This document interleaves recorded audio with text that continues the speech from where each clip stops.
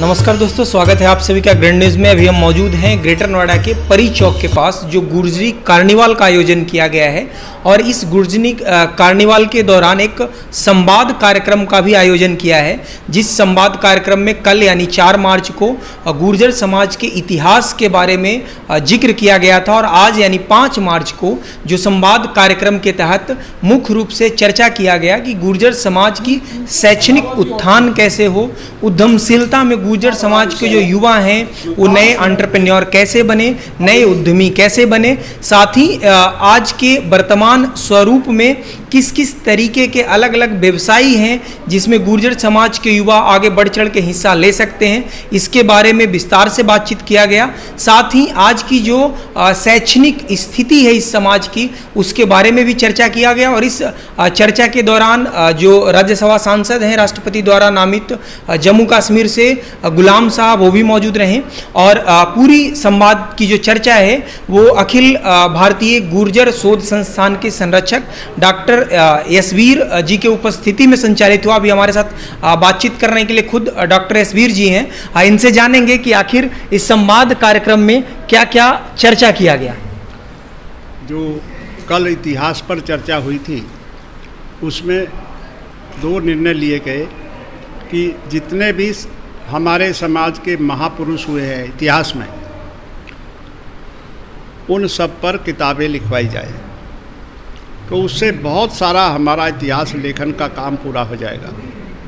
वो लेकर के पृथ्वीराज चौहान, मीर भोज, पन्ना धाय, धन सिंह कोतवाल, बहुत सारी एक लंबी चेन है इस समाज में जो बहुत महान विभूतियाँ पैदा हुई, उन पर लिटरेचर नहीं है, कहीं इतिहास में उनकी चर्चा नहीं है। इसलिए हमें जिम्मेदारी बनती है हम लोगों की, ये निर्णय लिया कि सब पर किताबें लिखवाएंगे। और बहुत सारे इतिहासकार थे, सबको हमने रिक्वेस्ट किया कि जो जिस पर लिख सकता हो वो किताब लिखे, हम उस किताब को छपवाएंगे, फाइनेंस करेंगे।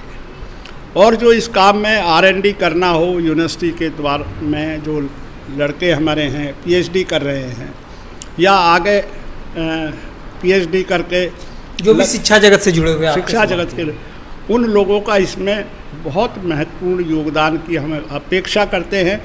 उनसे निवेदन किया गया कि ये काम बहुत हमारे लिए प्रायोरिटी का है। दूसरी, जो हमारी महान विभूतियाँ हैं, उनके नाम पर हम चौराहों पर मूर्तियाँ लगवाएं, अपने गांव में उनके नाम पर कुछ भी बनाएं, स्कूल का नाम रखें या कोई धर्मशाला बनवाएं, और कोई चीज़ है, ताकि उनका नाम समाज में फैलता रहे और उनका नाम इतिहास में गर्त में ना चला जाए। आज शिक्षा पर थी, शिक्षा पर सबसे महत्वपूर्ण ये है, अभी भी दूर दराज में देहात में हमारे यहाँ स्कूल नहीं है बच्चों को पढ़ने। प्राइमरी स्कूल तो है, आगे नहीं है, बहुत ड्रॉप आउट हो जाते हैं। हाई स्कूल है तो उससे आगे पढ़ने की ज़रूरत नहीं। ख़ास तौर से मैं देखता हूँ गंगा के उस पार पूरे यहाँ से लेके बरेली तक हमारे मुश्किल से 3-4 स्कूल हैं। यही स्थिति यहाँ भी है, राजस्थान के गुर्जरों की भी यही स्थिति है, स्कूल है नहीं। तो हम सरकार के भरोसे ना बैठें, सरकार स्कूल बनाएगी, सरकार नहीं बनाने आ रही। इसलिए हमें अपने स्कूल देहात लेवल में खोलने की आवश्यकता है। आज शिक्षा का स्वरूप बदल रहा है, जहाँ इंटर कॉलेज की आवश्यकता वहाँ इंटर कॉलेज खोलें, जहाँ डिग्री कॉलेज की आवश्यकता वहाँ डिग्री कॉलेज खोलें। आज शिक्षा का स्वरूप बदल रहा है, शिक्षा डिजिटल होती जा रही है, टेक्नोलॉजी का बहुत बड़ा रोल बढ़ गया है। ये कोविड में देखा होगा, बच्चे अपने फ़ोन में, अपने लैपटॉप में, उसी में क्लास अटेंड कर रहे हैं। तो ये बहुत बड़ी चीज़ है, इसमें बहुत बड़ा इंफ्रास्ट्रक्चर बनाने से हम बच जाएंगे। क्लासरूम की ज़रूरत नहीं, बच्चे घर पे भी पढ़ सकते हैं। तो कोचिंग की व्यवस्था हो, जो हम अपने ऑनलाइन दे सकते हैं, बच्चों को शिक्षा हो ऑनलाइन दे सकते हैं। तो डिजिटल टेक्नोलॉजी का भी प्रयोग हमें अब रूरल एरिया में पहुंचाना पड़ेगा, अपने लोगों को मोटिवेट करना पड़ेगा, ताकि जो आधुनिक शिक्षा है उसको भी हम, जो हम यहाँ नहीं सीख सकते, टीचर अच्छे नहीं हैं, वो इस टेक्नोलॉजी के ज़रिए अपने बच्चों को पढ़ा सकते हैं।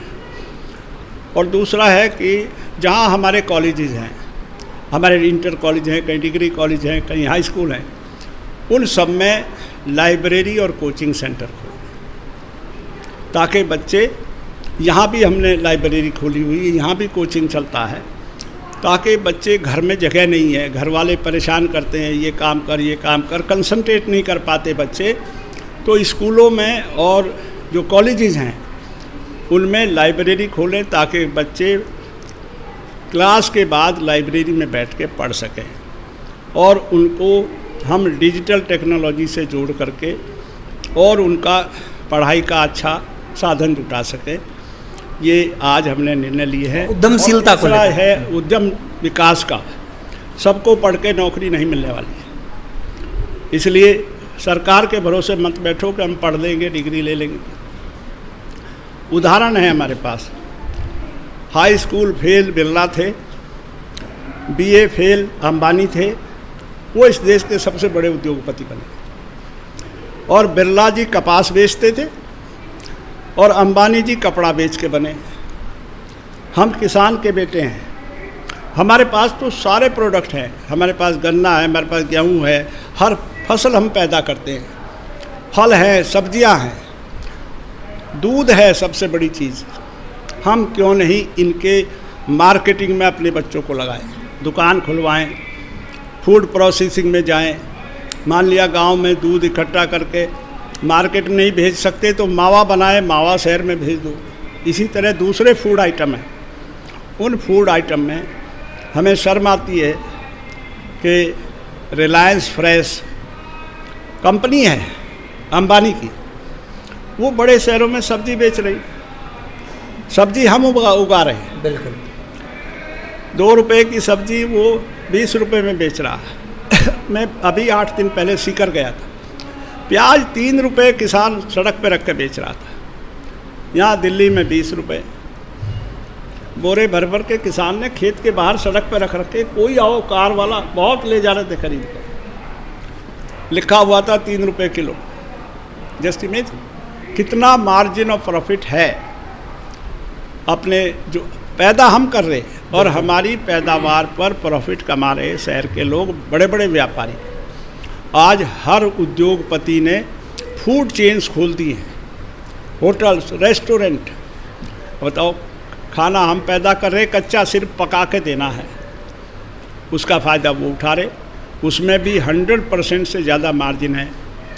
दूसरे, ज़मीन हमारी है, हम अपनी ज़मीन पर क्यों नहीं, महाराष्ट्र में तो पॉलिसी है, क्यों नहीं दूसरी तरह का इंफ्रास्ट्रक्चर खड़ा कर सकते, उसको किराए पे दे सकते हैं।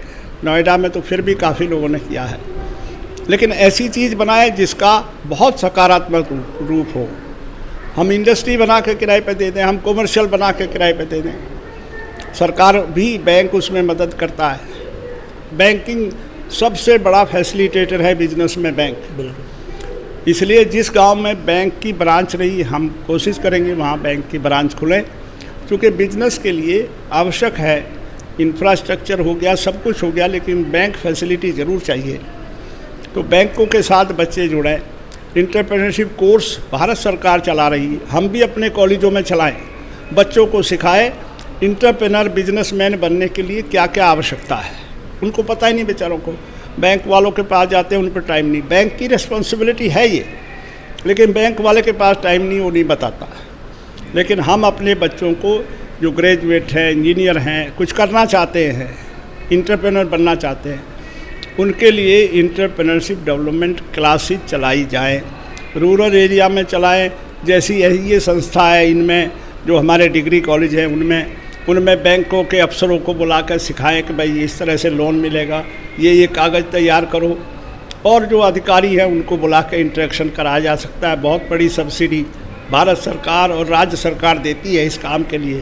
कहाँ से सब्सिडी मिलती, कहाँ मार्केटिंग सपोर्ट आपको मिलेगा, जो सारी लिंकेजेज हैं बिजनेस की, वो उन बच्चों को सिखाने का काम करेंगे। ये 3 निर्णय आज हमने शिक्षा के उसमें बिल्कुल सही कहा डॉक्टर साहब आपने। जैसे जो एंटरप्रेन्योर होते हैं उनकी सबसे बड़ी जो चुनौती होती है वो पैसे की, फाइनेंस की होती है। तो उसके बारे में अगर ये चर्चा हो रही है कि उनको कैसे कंसल्टेंसी दिया जाए कि आपको लोन मिल सकता है। और दूसरा जो आपने कहा, बिल्कुल इस समय की मांग है, इवन कहा जाता है कि ये तकनीक की सदी है। तो अगर गांव देहात की अगर जो शिक्षा व्यवस्था है टेक्नोलॉजी से जब तक नहीं जोड़ी जाएगी तब तक अच्छी शिक्षा नहीं दी जा सकती है। तो बिल्कुल संवाद कार्यक्रम के तहत एक सार्थक चर्चा किया गया है आप लोग के द्वारा। मेरा आखिरी सवाल आपसे होगा, जब 4 मार्च 2023 को हम लोग बातचीत कर रहे हैं तो आज एक गुर्जरी कार्निवाल का आखिरी दिन है, तो गुर्जरी कार्निवाल के समापन का क्या संदेश है आपका और आने वाला स्वरूप कैसा होगा इसका जो आने वाले साल में आयोजित होगा? देखिए, ये संस्कृति संस्थान है।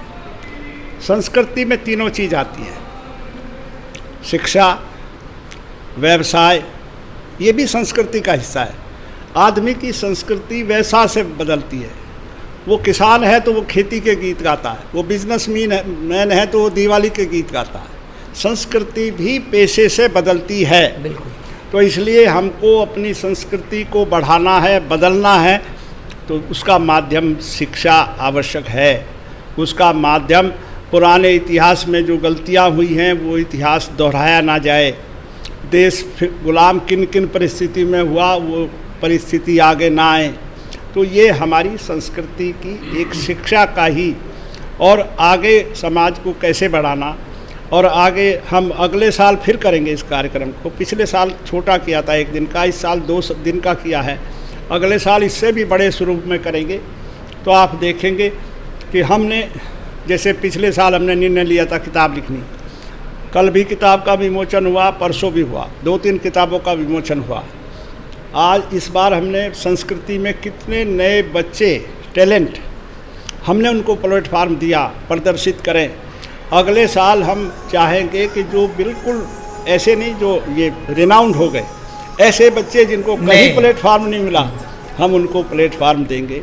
यहाँ परमानेंट एक स्टेज बनवा के हर महीने 2 महीने में उनके कार्यक्रम करेंगे, ताकि वो अपने इस प्लेटफार्म पर आके अपने टैलेंट को उभार सकें और समाज को और अपने आप को सार्थक बना सकें, समाज के लिए, देश के लिए। धन्यवाद डॉक्टर साहब। आप देख रहे थे हमें ग्रैंड न्यूज़ पे गुर्जरी कार्निवाल से जुड़े हुए तमाम खबरों से अपडेटेड रहने के लिए अगर आप हमें चैनल पे देख रहे हैं तो चैनल को सब्सक्राइब कर लें, अगर पेज पे देख रहे हैं तो पेज को लाइक कर लें। धन्यवाद।